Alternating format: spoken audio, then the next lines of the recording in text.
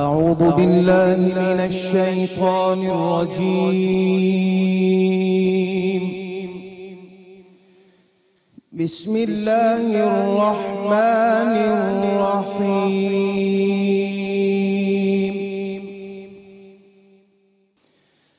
ومن يقنت منكن لله ورسوله وتعمل صالحا نؤتها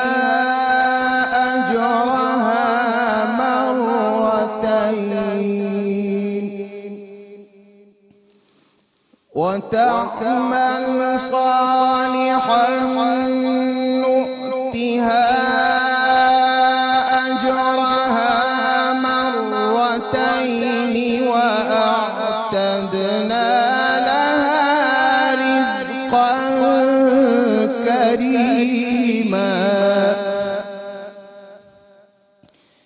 يا نساء النبي لستن كأحد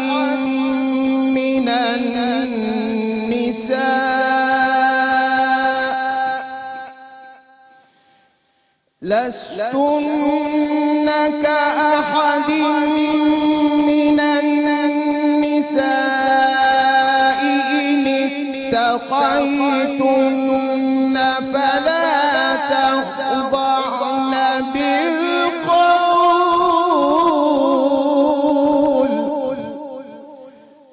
فلا تخضعن بالقول فيطمع الذي في قلبه مرض وقلن قولا معروفا وقرن في بيوتكن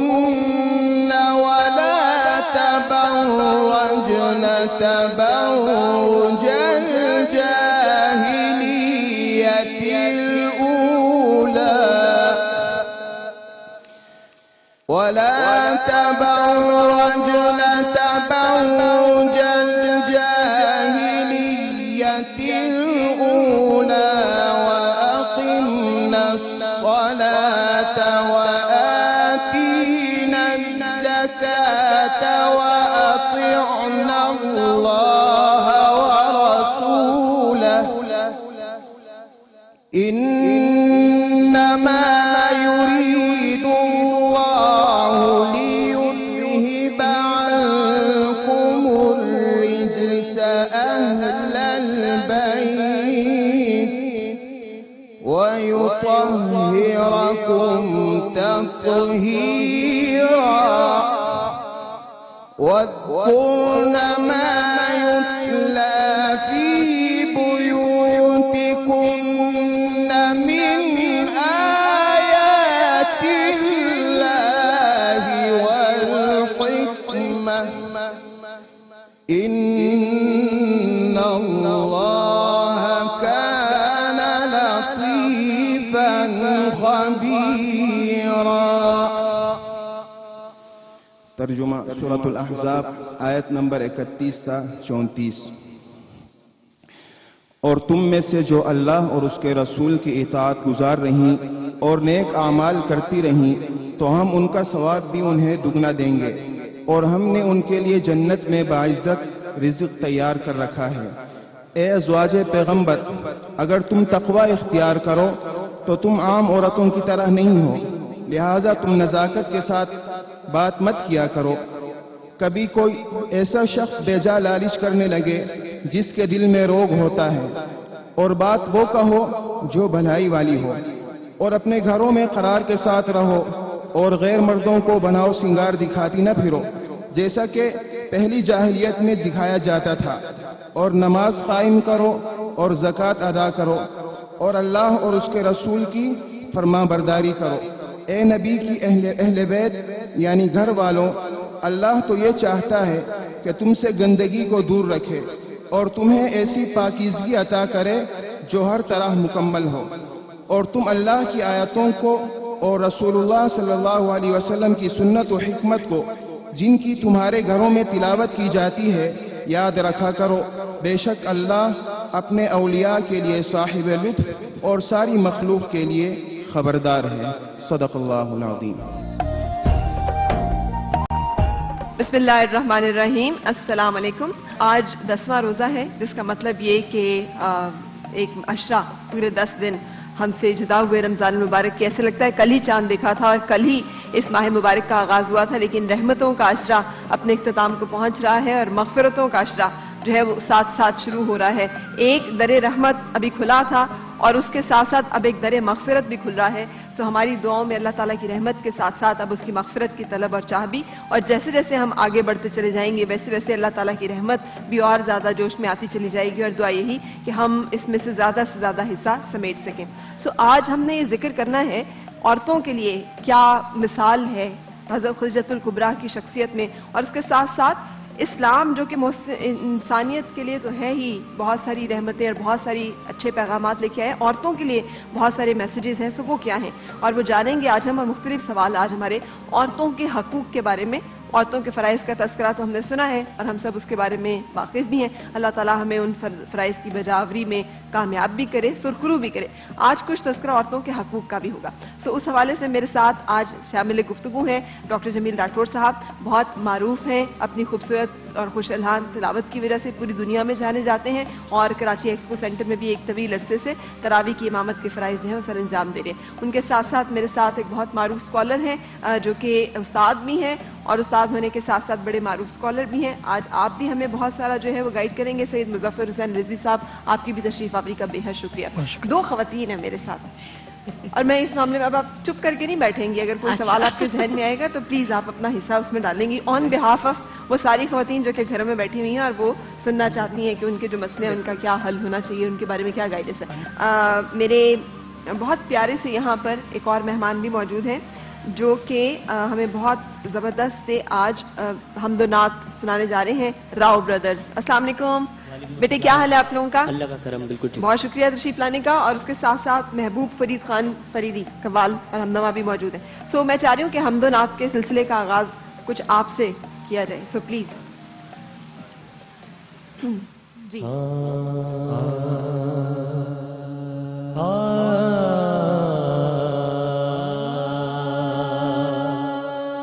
جب تیری شان کریمی پہ نظر جاتی ہے، زندگی کتنے مراحل سے گزر جاتی ہے، بے طلب دیتا ہے مجھ کو دینے والا،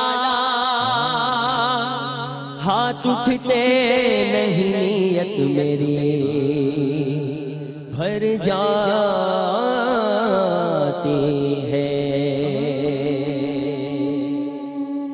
یا اللہ یا مولا یا اللہ یا مولا یا اللہ یا مولا یا اللہ یا مولا یا اللہ یا مولا یا اللہ یا مولا یا اللہ یا مولا یا اللہ یا مولا اللہ یا مولا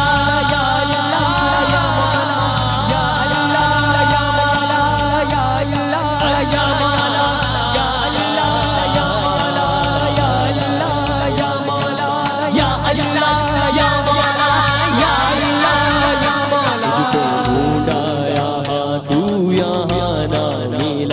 تجھ کو ڈھونڈا یہاں تو یہاں نہ ملا، تجھ کو ڈھونڈا وہاں تو وہاں نہ ملا، تجھ کو ڈھونڈا وہاں تو وہاں نہ ملا. کعبہ ڈھونڈا کلیسا ڈھونڈا ڈھونڈا مسجد مندر، کعبہ ڈھونڈا کلیسا ڈھونڈا ڈھونڈا مسجد مندر، مندر ڈھونڈا مسجد مندر، مندر ڈھونڈا مسجد مندر. کہیں نہ تیرا بھید ملا مولا، کہیں نہ تیرا بھید ملا مولا، کہیں نہ تیرا بھید ملا مولا، کہیں نہ تیرا بھید شاہد ملا تو بیٹھا دل کے اندر اللہ اللہ الرحمن اللہ اللہ الرحمن اللہ اللہ الرحمن اللہ اللہ الرحمن تیرے رنگ رنگ تیرے رنگ رنگ تیرے رنگ رنگ تیرے رنگ رنگ تیرے رنگ رنگ تیرے رنگ رنگ تیرے رنگ رنگ تیرے رنگ رنگ تیرے رنگ رنگ تیرے رنگ رنگ تیرے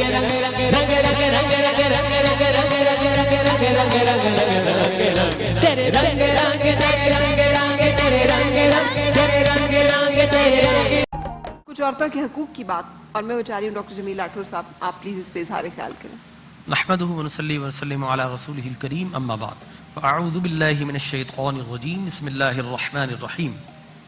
اللہ جل وعلا قرآن مجید سورۃ النساء آیت نمبر 20 میں ارشاد فرماتا ہے یا ایھا الذین آمنوا لا یحل لکم ان ترثوا النساء کرہا، کہ اے ایمان والو ہم نے تمہارے لیے زبردستی تمہیں عورتوں کا وارث نہیں بنایا ہے، اور تمہارے لیے یہ جائز نہیں کہ اگر تم عورت کو حق مہر دے دو تو اس کے بعد بھی حیلے بہانے سے اس کے حق مہر کو روکو.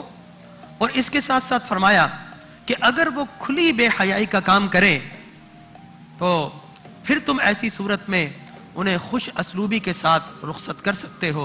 وعاشروہن بالمعروف، اور عورتوں کے ساتھ حسن سلوک کے ساتھ پیش آؤ.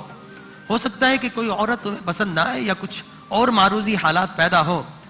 فَعَسَىٰ أَن تَكْرَهُوا شَيْئًا وَيَجْعَلَ اللَّهُ فِيهِ خَيْرًا كَثِيرًا، لیکن تم اس کی صورت کو دیکھتے ہو، اللہ نے اس کی سیرت بہترین بنائی ہو، اور اللہ تبارک و تعالیٰ نے اس کے اندر تمہارے لیے خیر کثیر رکھ دیا ہو. اور یہ خیر کثیر کے لفظ اللہ تبارک و تعالیٰ جب استعمال کرتا ہے تو اپنی شان کے مطابق، اس دنیا کی کثرت نہیں بلکہ اللہ تعالیٰ کے علم میں جو کثرت ہے اس کثرت کو اللہ تبارک و تعالیٰ بیان فرماتا ہے. چنانچہ عرب کا یہ دستور تھا، اسلام جس معاشرے میں نازل ہوا اس معاشرے میں عورتوں کو زندہ درگور کر دیا جاتا تھا، بات بے بات پر انہیں طلاق دی جاتی تھی، پھر حق مہر روک لیا جاتا تھا، یا اس کا کوئی خاوند کا بھائی یا اس کا سوتیلا بیٹا اس سے نکاح کر کے تاکہ حق مہر نہ دینا پڑے. تو ایسی صورت میں عورت کو اذیت کی سولی پر لٹکایا جاتا تھا. اللہ تبارک و تعالیٰ جل وعلا نے فرمایا کہ نہیں، اب یہ انف از انف، اب یہ ختم کیا جانا چاہیے. اگر عورت کے ساتھ ایسا معاملہ پیش آ جائے تو پھر خوش اسلوبی کے ساتھ اسے حق مہر کا دے کر اس کو رخصت کر دیا جائے. اور دیکھیں اسلام ہی اس قرۂ ارضی پر دوسرا وہ بہترین، بلکہ پہلا وہ بہترین مذہب ہے. یوں تو ہر دور میں حضرت آدم علیہ الصلوۃ والتسلیم سے خیر خواہی کی تعلیم ملتی گئی، لیکن اسلام اس قرۂ ارضی کا وہ پہلا مذہب ہے کہ جس نے یہ بتایا کہ اگر تمہیں شادی کرنا ہے تو پھر تمہیں حق مہر ادا کرنا ہے. اور حق مہر ہمارے ہاں یہ دستور ہے کہ ہم بہت تھوڑا سا معمولی سا حق مہر دے دیتے نہیں جناب. عورت کو ہر معاشرے میں سکہ رائج الوقت کے مطابق اتنا حق مہر دیا جائے کہ خدا نہ خواستہ اس کا شوہر اگر انتقال کر جائے تو ایسی صورت میں فوری کفالت کے لیے اس کے پاس اتنا مال ہو کہ وہ اپنی ضروریات کی تکمیل کر سکے. یا اگر کوئی ڈیورس دے دیا جائے تو ایسی صورت میں بھی عورت کے پاس اتنا مال ہو کہ سال 2 سال وہ اپنی کفالت کر سکے، اس کی ضروریات کی تکمیل ہو سکے. تو اسلام نے حق مہر لازم کیا. اور مزے کی بات، ہمارے یہاں تاثر دیا جاتا ہے کہ عورت کو مرد کے مقابلے میں آدھا دیا جاتا ہے. ایسا نہیں ہے. دیکھیے عورت کو باپ سے مل رہا ہے، عورت کو شوہر سے 1/8 ملتا ہے، عورت کو بیٹے سے 1/6 مل رہا ہے. یہ شریعت نے مسلمہ، کوئی نہ دے الگ بات ہے. اس کے علاوہ عورت کو حق مہر دیا جاتا ہے. اور پھر عورت کے لیے اللہ نے زیور رکھا ہے، چاندی رکھی ہے، جواہرات رکھا ہے، زیبائش و آرائش رکھی ہے، ریشم کا لباس پہننے کی اجازت رکھی جو کہ مردوں کو الاؤ نہیں ہے. لہٰذا یہ ساری سہولتیں اگر عورت کو دی ہے تو اسلام نے عطا فرمائی ہے. اور پھر اس کے ساتھ ساتھ وعاشروہن بالمعروف، ان کے ساتھ بہترین حسن سلوک کے ساتھ پیش آؤ. ہمارے ہاں معاشرے میں المیہ یہی کہ قبائلیت ہے، شریعت نہیں ہے. شریعت وہ ہے جو آقا کریم علیہ الصلوۃ والتسلیم میں عطا فرمائی. حسن سلوک کس طرح پیش کیا جاتا ہے؟ ام المؤمنین نے فرمایا کہ میں نے کبھی اپنی پوری زندگی میں نہیں دیکھا، عائشہ صدیقہ سلام اللہ علیہا، کہ حضور اکرم صلی اللہ علیہ وسلم رات کے عابد ہیں، دن کے مجاہد ہیں، لیکن گھر میں جب بھی داخل ہوئے تو خندہ پیشانی کے ساتھ مسکراہٹ کے ساتھ گھر میں داخل ہوئے، کبھی پریشانیاں لے کر آپ گھر میں داخل نہیں ہوئے. اور آپ نے فرمایا کہ جب بھی آپ آتے تھے فرماتے تھے یا ام المومنین کا لقب تھا حمیرہ. حمیرہ مانے سرخ و سفید، جسے ہم پنک بولتے ہیں انگلش میں، اسی طرح حمیرہ یا روحی یا ریحانی کہ تم میری خوشبو ہے. سرکار نے فرمایا کہ اگر کوئی اپنی بیوی کو ان القابات سے پکارے گا کہ جس سے اس کی دل جوئی ہو، جس کو چہرے پر مسکراہٹ آ جائے، محبت میں اضافہ ہو جائے، تو اللہ ایسے شوہر کو 700 سال کی عبادت، ایسی بیوی کو 700 سال کی عبادت کا، اور ایسے مرد کو 700 سال کی عبادت کا اجر و ثواب عطا فرماتا ہے. چنانچہ یہ ہے. اور پھر سرکار کائنات صلی اللہ علیہ وسلم ام المومنین کی دلجوئی کے لیے کبھی کہتے آؤ دوڑ لگاتے ہیں، دوڑ لگاتے تھے باقاعدہ. اور کبھی آپ آگے نکل جاتے تھے، کبھی ام المومنین آگے نکل جاتی تھی. اور ایک مرتبہ عید کا دن تھا، آپ گیت سن رہی تھی کہ حضرت ابو بکر صدیق آ گئے، آپ کو ڈانٹا آپ کے والد تھے، تو آپ مغموم ہو گئی. سرکار کائنات صلی اللہ علیہ وسلم نے آپ کی دلجوئی کے لیے یہاں کاندھے پر آپ کو بٹھا کر مہر نبوت کے مقام پر، اور عید کے دن میں جو وہاں پر ورزش ہو رہی تھی، ایکسرسائز ہو رہی تھی، یا وہاں کے اس دور کے جو کھیل ہو رہے تھے، آپ گھنٹوں وہ دکھاتے رہے. آپ فرماتے تھے اے عائشہ بس کروں؟ وہ فرماتی نہیں میں اور دیکھنا چاہتی ہوں. آپ پھر مسکرا کر وہاں کھڑے رہتے، کہتے تھے بس نہیں اور، جب تک کہ آپ نے خود بس نہیں کہا. سرکار کائنات صلی اللہ علیہ وسلم وہاں پر کھڑے رہا کرتے تھے. یہ آپ کا حسن سلوک ہے. وعاشروہن بالمعروف. اور میرے نبی نے کبھی کسی عورت پر پوری حیات ظاہری میں کبھی ہاتھ نہیں اٹھایا. آپ کی 11 ازواج مطہرات، لیکن آپ نے کسی ایک کی بھی ایسی روایت نہیں ملتی کہ رسول کائنات صلی اللہ علیہ وسلم نے ہاتھ اٹھایا. حالانکہ قرآن میں یہ حکم ہے، لیکن رسول مکرم صلی اللہ علیہ وسلم اس کی بہترین تشریح ہے، بہترین تفسیر ہے کہ آپ نے کبھی عورت پر ہاتھ نہیں اٹھایا. اس لیے قرآن مجید برہان رشید میں آپ نے فرمایا عورت کا چوتھا حق یہ ہے کہ عورت کی سیرت تمہیں دیکھنی چاہیے. اس کی صورت اگر تمہیں وقتی طور پر اچھی نہ بھی لگے، ہو سکتا ہے اللہ نے خیر کثیر رکھ دی ہو، تمہارا رزق بڑھا دیا ہو، اللہ تبارک و تعالی نے اس سے بہترین اولاد تمہارے مقدر میں لکھ دی ہو، لہذا ان کو اگر حسن سلوک کے ساتھ پیش آؤ گے اللہ خیر کثیر عطا فرمائے گا. اور پھر فرمایا کہ اگر عورت کو تم پہاڑ جتنا بھی تحفہ دے دو تو اس سے واپس نہیں لینا ہے. اور چھٹا حق عورت کا یہ ہے کہ اس کو کھانا کھلانا ہے، اس کو کپڑا پہنانا ہے. اور قرآن نے کہا فَإِنْ خِفْتُمْ کہ اگر کوئی وَعَلَى الْمَوْلُودِ لَتُرِزْقُهُنَّ وَكِسْوَتُهُنَّ بِالْمَعْرُوفِ، عورت دودھ پلاتی ہے تو اب اس کا کپڑا، اس کا کھانا یہ کس کے ذمہ ہے؟ اور بچے کا دودھ، فرمایا کہ اگر عورت دودھ پلانا چاہے، اجرت لینا چاہے شوہر سے، تو قرآن مجید نے کہا کہ اس کو اجرت دینا ہے. تمہیں مردوں کو عورت کا قوامون بنائے، ڈکٹیٹر نہیں بنایا، نگہبان بنایا ہے، ڈکٹیٹر نہیں، عورت کو غلام نہیں سمجھنا. آقا کریم علیہ الصلوۃ والتسلیم نے فرمایا خیارکم خیارکم للنساء، تم میں بہترین وہ ہے جو اپنی عورت کے ساتھ بہترین ہے. اور آپ نے فرمایا کہ متاع الدنیا خیرکم للنساء، کہ عورت ہی مرد کی زندگی کے لیے جنت ہوتی ہے، جو اس کے گھر کو جنت بنا دیتی. فرمایا کہ جو عورت مرد کی دیانت اور ایمانداری پر اس کا ساتھ دے اللہ تبارک و تعالیٰ اسے جنت عطا فرمائے گا. لہذا عورتوں کی یہ حقوق ہے کہ مرد ان کو اپنے ذاتی کام کے لیے ان کو نہیں کہہ سکتا. عورت اگر نہ کرنا چاہے تو مرد ان کو سردنش نہیں کر سکتا کہ تم نے لازماً کرنا ہے. اگر کرے تو یہ حسن سلوک ہے کہ ام المؤمنین ازواج مطہرات نے کیا، اور اس کے ساتھ ساتھ صحابیات نے کیا. حضرت فاطمہ الزہرا چکیاں چلایا کرتی تھی، مخدومہ کائنات، لیکن اسلام نے باؤنڈ نہیں کیا. عورت اگر دودھ پلائے تو بھی اس کا حسن سلوک ہے اپنے اولاد کے ساتھ، نہ پلائے تو یہ مرد کے ذمہ ہے، اس کا کھانا مرد کے ذمہ ہے، اس کی خدمت بھی مرد کے ذمہ نہیں ہے. اس لیے کہ تن من دھن جب سب کچھ دے دیتی ہے، اس کا نان نفقہ ہے، اس کا کھانا پینا ہے، اس کا لباس ہے، اس کا میک اپ ہے، اس کی آرائش ہے، اس کی زیبائش ہے، ساری چیزیں اللہ نے مرد کے ذمہ لگائی ہے. اور قرآن کی بہت خوبصورت بات ہے ہن لباس لکم انتم لباس لہن. فرمایا کہ اگر تم جسم ہو تو عورت تمہارا لباس ہے، اور اگر تم لباس ہو تو عورت تمہارا جسم ہے. لہٰذا ایک دوسرے کا لباس ہو، تم ایک دوسرے کے ساتھ محبت کے ساتھ رہو. لیکن المیہ ہماری سوسائٹی کا، معاشرے کا یہ ہے کہ عورتوں کے جو حقوق ہے وہ بتائے نہیں جاتے. اور بتایا قوامون، بے شک قوامون ہے مرد، بے شک قوامون ہے، لیکن نگہبان کے معنی میں سے لیا جاتا ہے. لہٰذا عورت کو مارنا رسول اللہ کی سیرت طیبہ میں نہیں ہے. ایک انتہائی صورت میں قرآن میں جو چیز بیان کی گئی ہے وہ انتہا ہے، معاملہ یہ ہے کہ اسے ابتدا بنا دیا گیا ہے۔ بالکل۔ اور آج کوئی ضرورت نہیں تھی میرے خیال میں مولانا شیرانی صاحب کو، انہوں کو تو محبت اور محبت اور خانگی زندگی کی محبت کی باتیں کرنا چاہیے۔ اگر وہ مارنے کی باتیں کریں گے تو ہمارا معاشرہ تو پہلے ہی جاہلیت کا معاشرہ ہے۔ بالکل، یہ اسی طرح کا حکم ہے جیسے ہر انسانی جان کی حرمت ہے، لیکن جہاد کی صورت میں اسے قتل کرنا واجب ہو جاتا ہے، تو صورتیں فرق ہو جاتی ہیں۔ مار کا حکم کہاں پہ آتا ہے، کس وقت آتا ہے، اس کے بستر پر اگر کوئی آ جائے اس کی مرضی کے بغیر اسے گھر میں داخل ہو جائے اور وہ اس کی تصدیق ہو جائے 4 گواہوں کے ساتھ، یا پھر ناشزہ عورت ہو تو اس کی سرزنش کرنے کی صورت ہے۔ یہ ہم کنٹینیو کریں گے اور بہت سارے سوال آپ سے کرنے ہیں۔ آپ نے خود بہت ساری باتیں بتائی اور مظفر صاحب آپ سے بھی ہم نے گفتگو اپنی کنٹینیو کرنی ہے، لیکن پہلے بریک اور پھر آپ سے ملاقات۔